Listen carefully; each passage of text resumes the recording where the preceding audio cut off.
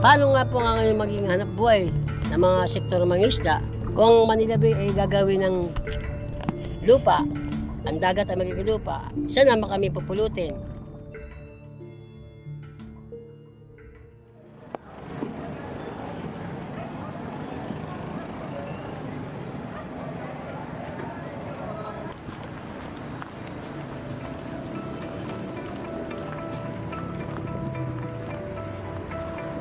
Nung panahon ng mga 1990, 1995 hanggang year of 2000, napakaganda ng huli dito sa karagatan ng Manila Bay.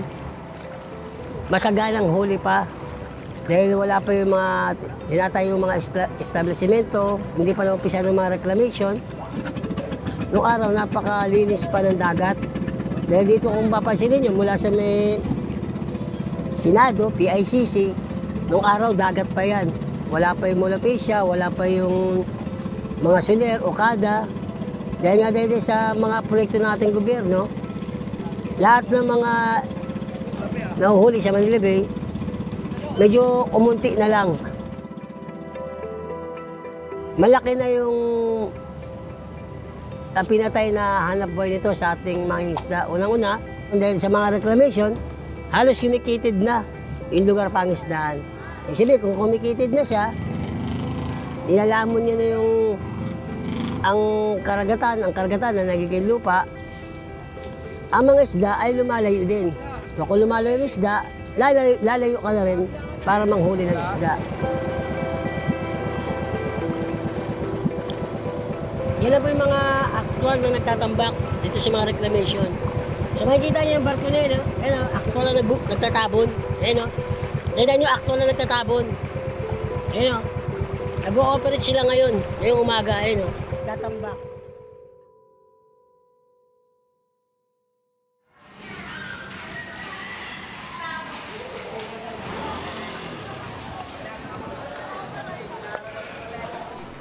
So, mula sa gatong oras ng umaga, halos ano to, puro mga tahong na to. Madalang ng isda. Kaya pagdating dito, meron naman mga tagalinis. Naglilinis ng tao, andyan yung mga bata, matanda, no? Mga senior, mga dalagat binata, naglilinis ng tao. So yung sa sako, binabayaran sila ng 100. Pag medyo mabait-bait yung may-ari ng nililinisan, 120 siyang sako. Eh kung makatatlong sako ka, may 300 na rin. So, nakaka-support para sa pamilya, yung pambili-bili na bigas, no? Ng mga, ito lang alam na trabaho, no? Yung sistema ng nabuhay po ng mga magdaragat, binubuo po ito ng mga mangingisda, nagtitinda ng taong, kargador, naglilinis ng tahong. Apektado rin po ba ng reklamasyon yung pagtatahong? Yes, opo.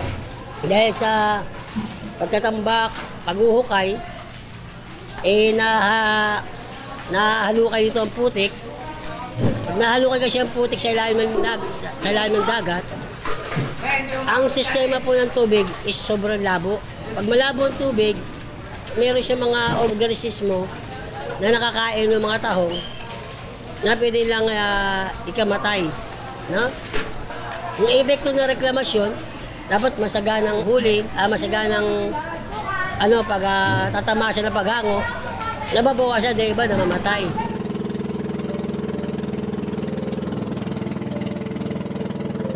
minsan, sumasama pa ang panahon, bukod na malabo na tubig, masama pa ang panahon, kaya minsan, yung mga magdaraga talagang kung ano lang kinita, magkakashare lang sa pamilya. Dapat may pagsisiyasat, may pag-aaral kung yung proyekto ba ng gobyerno, yung pagdating sa usaping reclamation, meron ba maapektuhan? No? Unang-una, lugar pangisdaan. Dahil yung dating masagana at maluwag at sa pwede ka mangisda. Dahil sa pagkiti dito, ang isda natin, siyempre lumalayo na rin siya. So, ibig sabihin, kung lumalayo siya, ganun din ang aabutin namin. Kailangan pumunta kami sa malayong lugar para mangisda. Ang problema nga po, tumataas ang mga bilihin ng gasolina, grudo. So baka hindi na po na ma-afford yung ganung kalayo na pangisda. Tinatanggal sa amin yung aming mga demokratikong karapatan na dapat ay bahagi kami na magkikinabang ng yaman ng ating bansa, in particular sa pangisdaan, at saka yung preferential right, yung constitutional mandate na kilalanin yung mga mangisdang Pilipino na mapangunahan mayroong preferential right sa ating mga pangisdaan. Ito ay dinideprive dahil dito sa reklamasyon.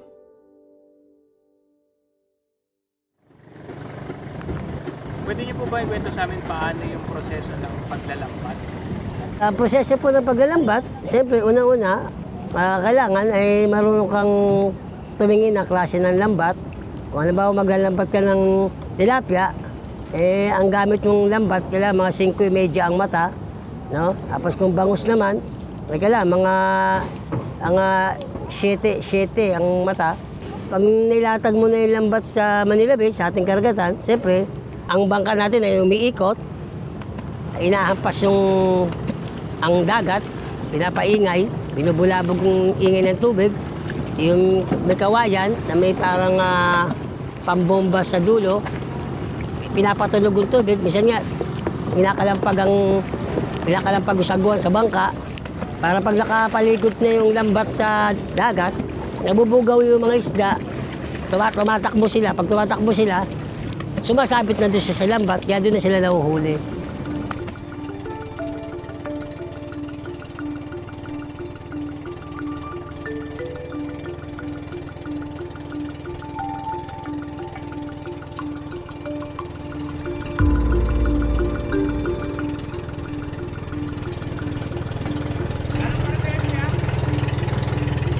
Parang mga Chinese, mga dayuhan.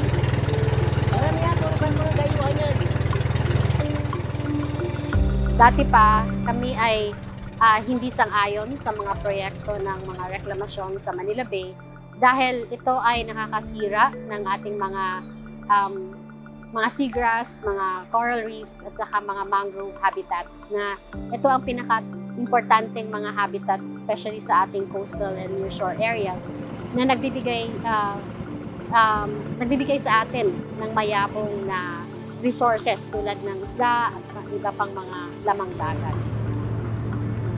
Of course, irreversible yung damage na sa ating ekosistema dahil tinatambakan ang ating mga ekosistema na alam natin marami pa tayong makukuha. Kasi ito yung mga nearshore habitats na kahit putik yan, maraming yamang dagat ang makukuha natin dyan. So, ito ay nakakasira not only sa ating mga habitats but sa mga livelihoods ng ating mga mangingisda na direktang nagde-depend on this natural resources. Ang Kamalakay ay talagang concern, talagang devoted, Ang Kamalakayan ay pagtanggol ang karapatan, democratic right ng mga mangingisdang Pilipino.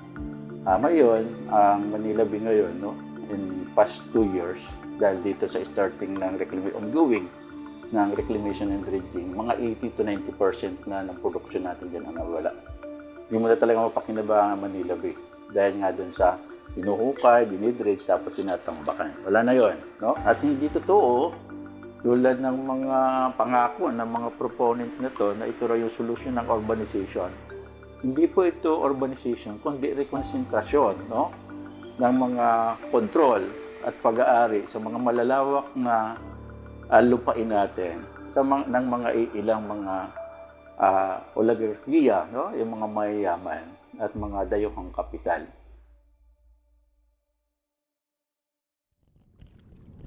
Yung naririnig natin ugong, kuya, yung mga barko yan. Mga barko yan. Nag-ooperate sila ngayon, tatambak. Kaya maririnig nyo yung takbo ng makina.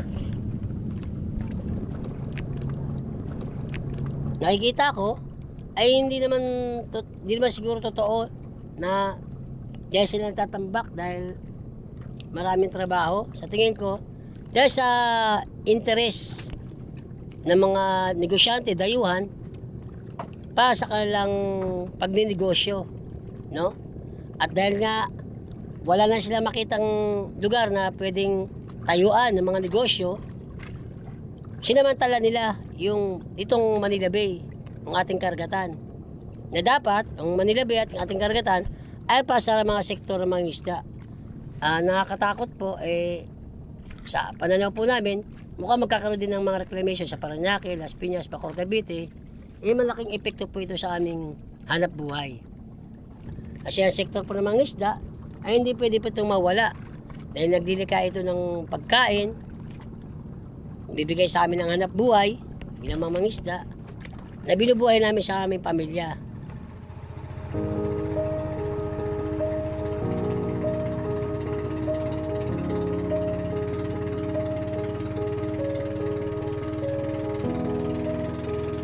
Sana po, itigil na yung malawakang reclamation. Huwag nang ituloy pa yung iba. Kasi pag tinuloy pa yung iba, kawawa naman po yung sektor ng mangingisda. Baka magutom na. Kagutuman, kahirapan, ang dadanasin ng mga sektor ng mangingisda.